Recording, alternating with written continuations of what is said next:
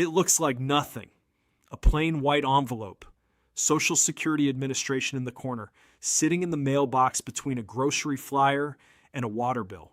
No one opens it in a hurry. Nobody's stomach drops at the sight of it. Inside is a bill, not a scam, not a phishing letter, a real one from the federal government. And what it says is this: we paid you too much. We're taking it back. And we start next month, not the month after you appeal. Not once you've had a chance to explain. Next month. And the number on that letter, the amount they intend to pull out of your check every single month until the debt is cleared, like high, is half of it.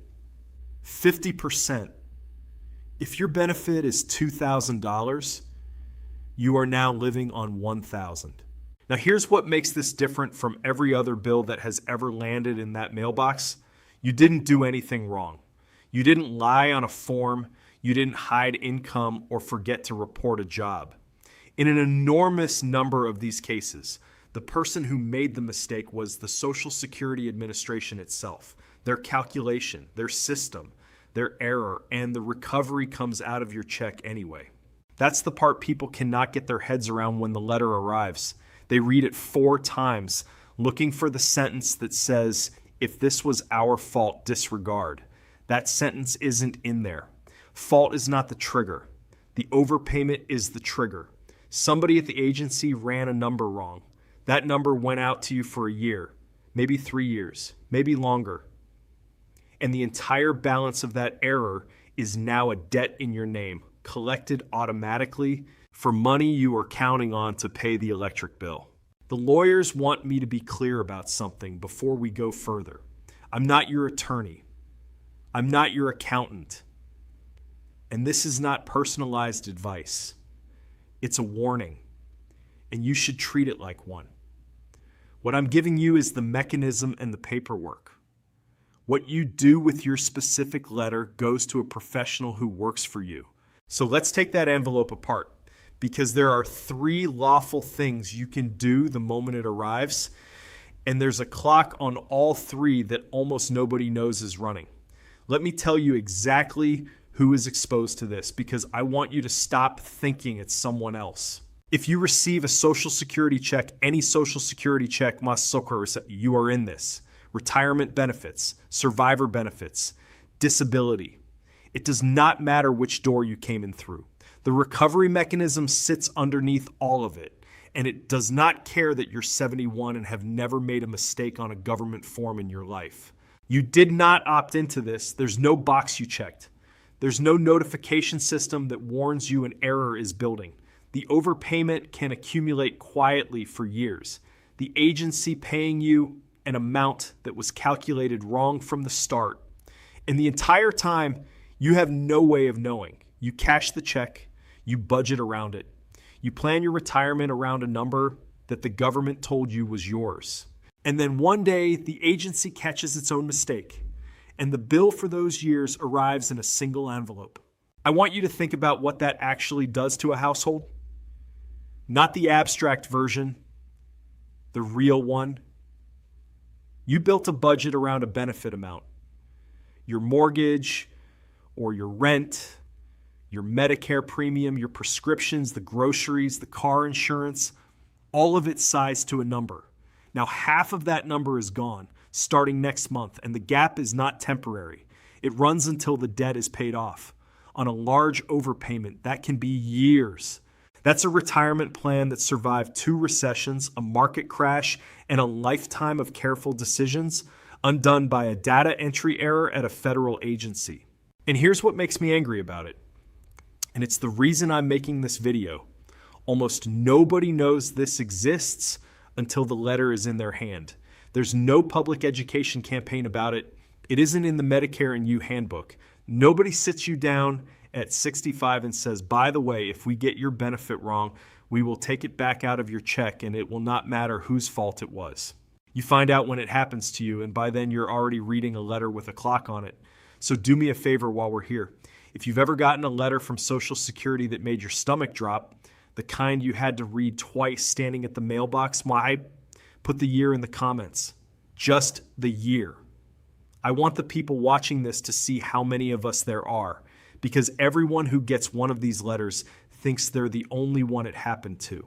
Now, the number I gave you at the top, that 50%, is the current rate.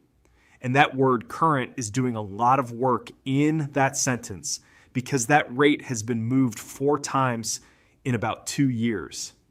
And where it sits today is not where it sat 14 months ago, 73,000. That's how many overpayments the Social Security Administration's own Inspector General attributed to the agency's own calculation and system errors in a single fiscal year, not fraud, not people lying about their income. Errors made inside the building by the agency on its own paperwork. 73,000 households in 1 year told they owe money back because someone else's math was wrong. Now, the agency will tell you, and this is true, so I'm going to say it plainly, that improper payments are less than 1% of everything Social Security pays out. And on paper, that sounds like a rounding error. A well-run system, nothing to see. But 1% of a program that size is not a rounding error to the person standing in the kitchen holding the envelope. A small percentage of an enormous number is still tens of thousands of families a year. The statistic is small. The event is total. Those are 2 different things. And the agency's number describes the first one while you live inside the second. So let's walk through how the money actually leaves your account, because the mechanism is simpler and colder than people expect. Step 1, an overpayment exists. Maybe your benefit was computed on the wrong earnings record. Maybe a work report was processed incorrectly. Maybe a system flagged something years ago and nobody caught it. The cause genuinely does not matter to what happens next. Step 2, the agency identifies it. That's the letter. The letter states the total amount they say you were overpaid. And that total can cover years of accumulated error. So the number on it is frequently in the thousands, sometimes well into 5 figures. Step 3, and this is the one that catches everyone. Collection is the default, not the outcome of a hearing, not something that happens after you've been found at fault. It is the automatic next step, and it proceeds unless you take specific action to stop it. The withholding begins, and it comes straight off the top of your monthly benefit. You do not have to be guilty. You do not have to be found responsible. You have to be overpaid. That's the whole test. I want to be precise about what I'm saying and what I'm not saying, because this is where a lot of channels go off the rails and start telling you the government designed this to steal from you. I'm not saying that. I don't believe it, and it isn't true. This is a recovery mechanism written into how the program administers itself. Money that went out incorrectly gets pulled back in.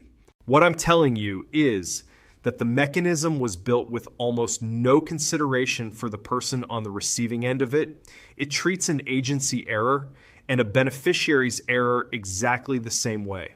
Same letter, same clock, same withholding. The system that made the mistake and the retiree who did nothing wrong are handed identical consequences, and only one of them can absorb it.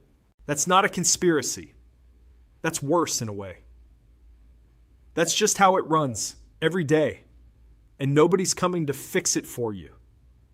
And the amount they take, that's supposed to be the one stable thing in all of this. A fixed rule you could at least plan around.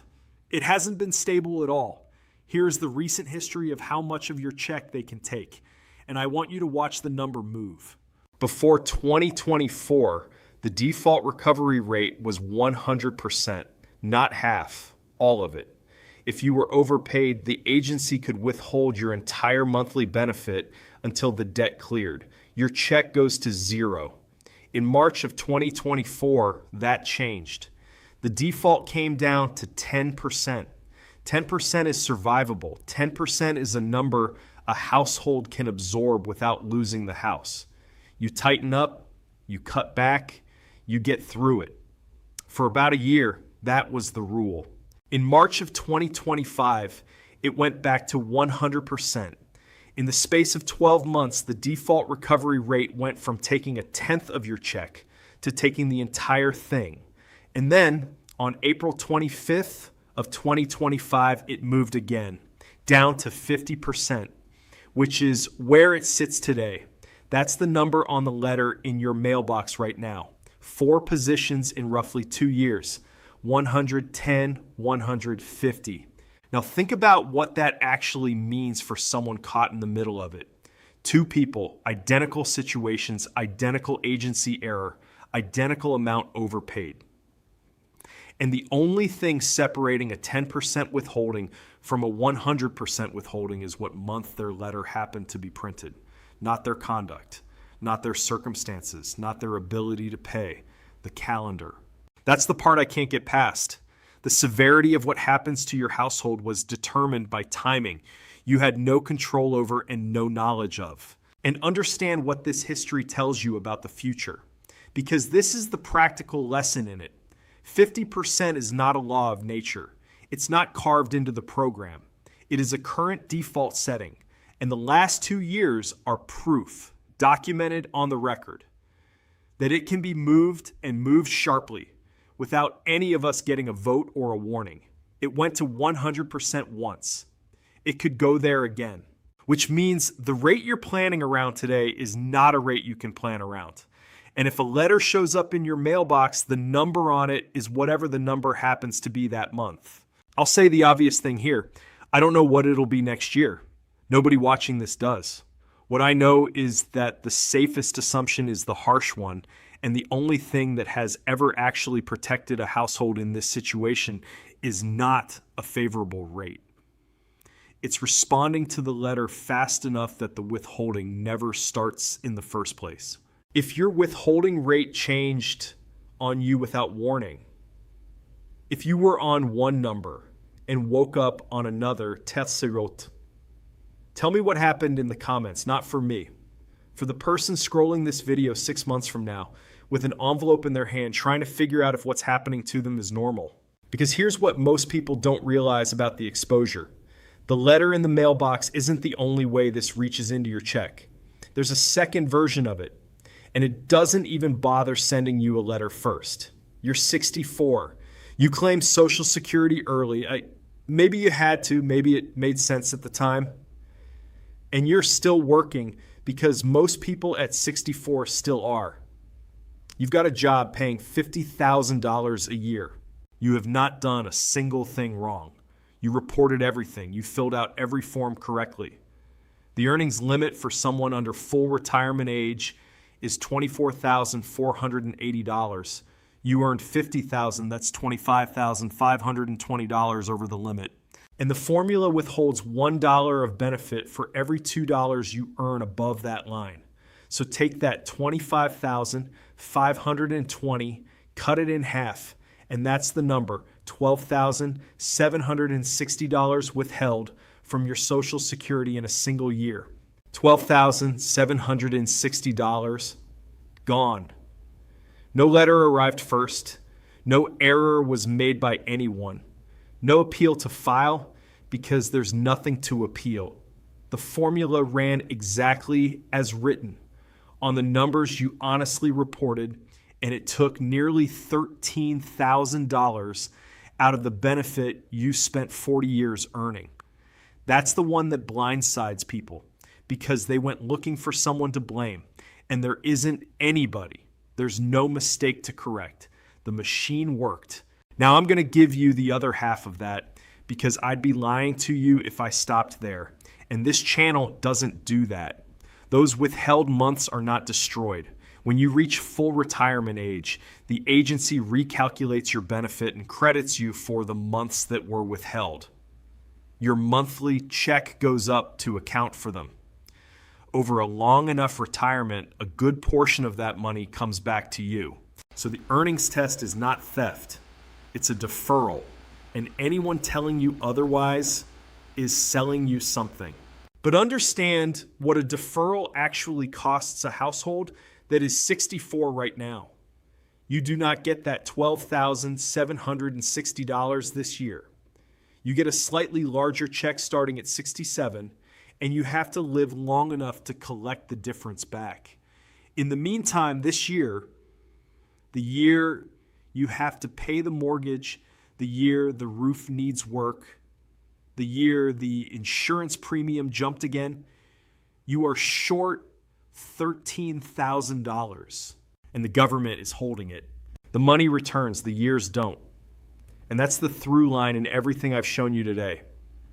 The overpayment clawback and the earnings test are two completely different mechanisms with two completely different causes. One is an agency error. One is a formula doing exactly what it was designed to do. Neither one requires you to have made a mistake. Both take money out of a check you're already living on automatically before you get a say. Which brings us to the only part of this video that actually changes your outcome. Because everything up to now is the diagnosis, and the diagnosis doesn't save anybody. There are 3 lawful moves you can make when that letter arrives. They're real, they're free, and there's a clock on every one of them. 3 moves. Write them down. The first one is the appeal. If you don't believe you were overpaid at all, or you think the amount they've calculated is wrong, you file Form SSA.gov, Request for Reconsideration. That's you saying, prove it, show me the math, and you have 60 days from receiving that notice to file it. The second is the waiver, Form SSA.632BK, Request for Waiver of Overpayment Recovery. This is the one for the situation I described at the top of this video. The overpayment was not your fault, and you cannot afford to pay it back. Both of those things have to be true. And there is no time limit on filing a waiver. None. You can request it at any point. If the overpayment they're claiming is $2,000 or less, you can even request the waiver over the phone. The third is the rate, Form SSA.634BK, Request for Change in Overpayment Recovery Rate. You're not disputing the debt here. You're saying 50% of my check will put me under, and I need you to take less. That form exists specifically because the default rate destroys households, and the agency knows it. Now, these are called the clock, and you need to hear this precisely because almost everybody gets it wrong, including people who mean well. There are 2 deadlines, not one, and they do different things. 30 days is the collection clock. The agency waits at least 30 days after sending that notice before it starts taking money. If you file your waiver or your appeal inside that 30-day window, collection does not begin. It does not start and then get refunded. It never starts at all. They hold off until they've made a decision on your case. 60 days is the appeal clock. That's the outer limit for filing the appeal itself. And here's the difference that costs people real money. If you file on day 45, you're still inside your appeal rights, but you miss the collection window, which means the withholding has already begun. The money is already leaving your check while they review your case. 30 days, and the money stays in your account. Between 30 and 60, you can still fight, but you're fighting from behind while they're already taking half. So if that envelope shows up, you do not put it on the counter to deal with later. You open it that day and look inside it. There's a form in there most people never notice called the SSA 3105. Important information about your appeal and waiver rights. It comes with every overpayment notice. It has a tear-off section you fill out to request reconsideration, waiver, or both. The way out is physically inside the same envelope as the threat. It's been sitting there the whole time, and the only reason it doesn't get used is that nobody reads past the number. If someone you know gets Social Security up a back at full, a spouse, a sibling, a neighbor who lives alone and handles their own mail, send them this video, not because I need the view, because 30 days is not very long when you're 68 and terrified. And the difference between opening that envelope on Tuesday and opening it 3 weeks from Tuesday is whether or not your check survives the month.